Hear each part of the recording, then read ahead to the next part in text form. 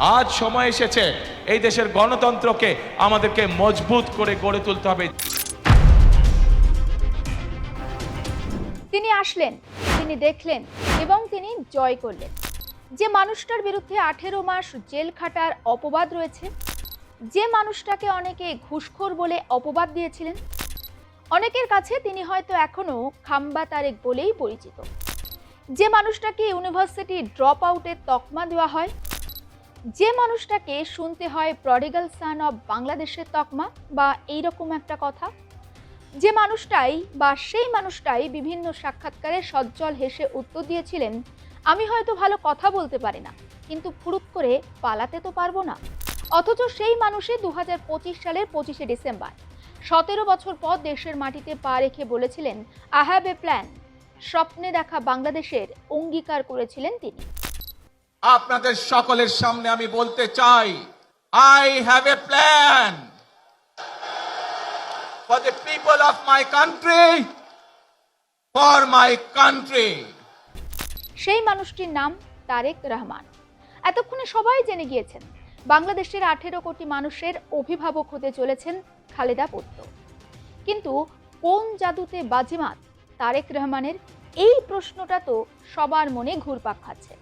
তবে এটা বলতে পারি কোনো অলৌকিক জাদু নয়, সময়, পরিস্থিতি, কৌশল এবং মনস্তত্ত্বের মিশ্রণে তৈরি একটি রাজনৈতিক রূপান্তরের নাম তারেক রহমান বা তারেক মানিয়া। সব কিছু ঠিকঠাক থাকলে 57 বছর বয়সী তারেকই প্রধানমন্ত্রী পদে বসতে চলেছেন বাংলাদেশে, এবং গোটা বিশ্ব তাকিয়ে রয়েছে এই মুহূর্তে বাংলাদেশের দিকে। কেন তারেক রহমানে ভরসা রাখলো বাংলাদেশ? তারেক রহমানের কৌশলী নেতৃত্ব, আধুনিক রাজনীতিতে ন্যারেটিভ কন্ট্রোল কিন্তু অত্যন্ত গুরুত্বপূর্ণ। দেশের বাইরে থেকেও দল পরিচালনায় ডিজিটাল প্ল্যাটফর্মে যেভাবে ব্যবহার করেছেন তিনি, ভার্চুয়াল সভা, অনলাইন বার্তা, ভিডিও বক্তব্য, সব মিলিয়ে তিনি এমন একটা যোগাযোগ ব্যবস্থা গড়ে তুলেছিলেন যেখানে ভৌগোলিক দূরত্ব কিন্তু কোনো বাধা হয়ে দাঁড়ায়নি তারেক রহমানের কাছে। দীর্ঘদিন ক্ষমতার বাইরে থাকা একটি দলের জন্য সবচেয়ে বড় চ্যালেঞ্জ কি? একেবারে তৃণমূল স্তরের যারা কর্মী সমর্থক তাদেরকে চাঙ্গা রাখা। তারেক রহমান জেলা উপজেলা পর্যায়ে নতুন নেতৃত্বকে সামনে নিয়ে এসে পুরনো সাংগঠনিক কাঠামোর পরিবর্তন করেন। ছাত্র এবং যুব সংগঠনকে তিনি পুনরুজ্জীবিত করেন, অর্থাৎ অন্তর্দ্বন্দ্ব নিয়ন্ত্রণ করে বাহ্যিক শক্তি প্রদর্শন। রাজনৈতিক বিশ্লেষকরা বলছেন এটাই ছিল তারেক রহমানের অদৃশ্য জাদু। বাংলাদেশের রাজনীতিতে এককভাবে শক্তি ধরে রাখা বা একক শক্তিতে ক্ষমতায় আসা বেশ কঠিন, তাই বৃহত্তর বিরোধী ঐক্য গড়ার প্রচেষ্টা ছিল তারেকের কৌশলগত পদক্ষেপ। ফলে এতে রাজনৈতিক বার্তা স্পষ্ট হয় যে পরিবর্তনের জন্য ঐক্য। এই বার্তা ভোটারদের কাছে গ্রহণযোগ্যতা পায়। অর্থনৈতিক চাপ যখন সাধারণ মানুষের জীবনে একেবারে সরাসরি প্রভাব ফেলে, তখন বিরোধী দল সেই ক্ষোভকেই রাজনৈতিক সমর্থনে রূপ দিতে চায়। তারেক রহমানও সেটাই করেছেন, যা মধ্যবিত্ত এবং নিম্নবিত্ত ভোটারদের মধ্যে যথেষ্ট সাড়া ফেলে। অন্যদিকে বাংলাদেশের রাজনীতিতে আবেগ কিন্তু একটা বড় ফ্যাক্টর। দলীয় ইতিহাস, অতীতের ঘটনা এবং নির্যাতনের অভিযোগ রাজনীতিতে একটা গুরুত্বপূর্ণ মনস্তাত্ত্বিক উপাদান। বিএনপির রাজনীতিতে জাতীয়তাবাদ, ইসলামী মূল্যবোধ এবং রাষ্ট্রের সার্বভৌমত্বের সমন্বয় দেখা যায়। বাংলাদেশের অর্থনৈতিক অগ্রগতির অন্যতম চালিকা শক্তি এই নারী শ্রম, বিশেষ করে পোশাক শিল্পে প্রায় 50%-এরও বেশি সেখানে মহিলা কাজ করেন।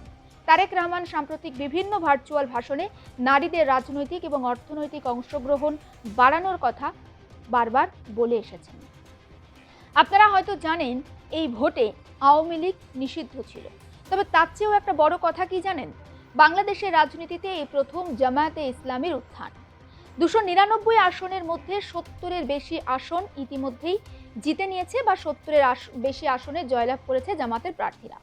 সংসদে প্রধান বিরোধী দলের আসনে বসবেন তারা, আর সেখানেই তো সিঁদুরে মেঘ দেখা যাচ্ছে। জামাতের উত্থান নিয়ে চিন্তিত সজীব ওয়াজেদ জয়ও। বৃহস্পতিবার রাতেই তিনি একটা বার্তা দিয়েছেন, আর সেখানে স্পষ্ট করেছেন বাংলাদেশে জামাত থাকলে সন্ত্রাসবাদও থাকবে। বিএনপি একটা বড় দল, তাদের সঙ্গে দ্রুত আলোচনায় বসতে চান সজীব ওয়াজেদ জয়।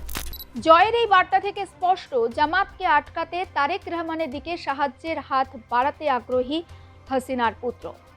আসলে বাংলাদেশের ইতিহাসেই প্রথম জামাত এতটা আসনে জয়ী হয়েছে। খালেদা জিয়া কিংবা শেখ হাসিনা যখন প্রধানমন্ত্রী ছিলেন তখন কিন্তু জামাতকে তারা নির্দিষ্ট আসনের মধ্যেই বেঁধে রেখেছিলেন।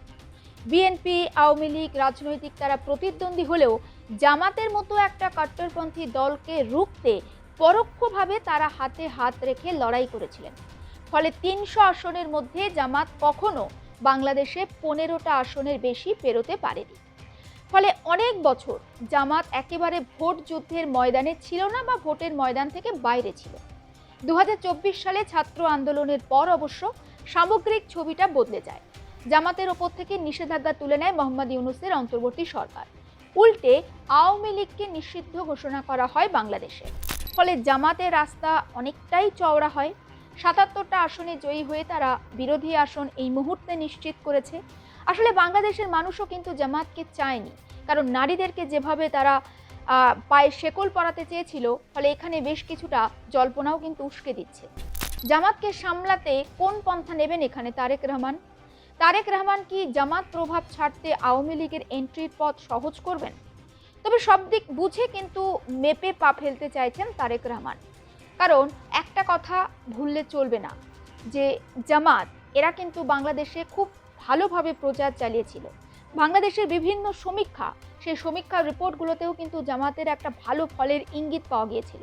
এবং ভোটের আগে যে সমীক্ষাগুলো প্রকাশ্যে এসেছিল সেখানে দেখা যাচ্ছিল জামাত একেবারে বিএনপির ঘাড়ে নিঃশ্বাস ফেলছে। মনে করা হচ্ছিল যে একটা হাড্ডাহাড্ডি লড়াই হবে, কিন্তু শেষ পর্যন্ত দেখা যায় যে জামাতকে অনেকটা পিছনে ফেলে দেয় তারেক রহমানের বিএনপি।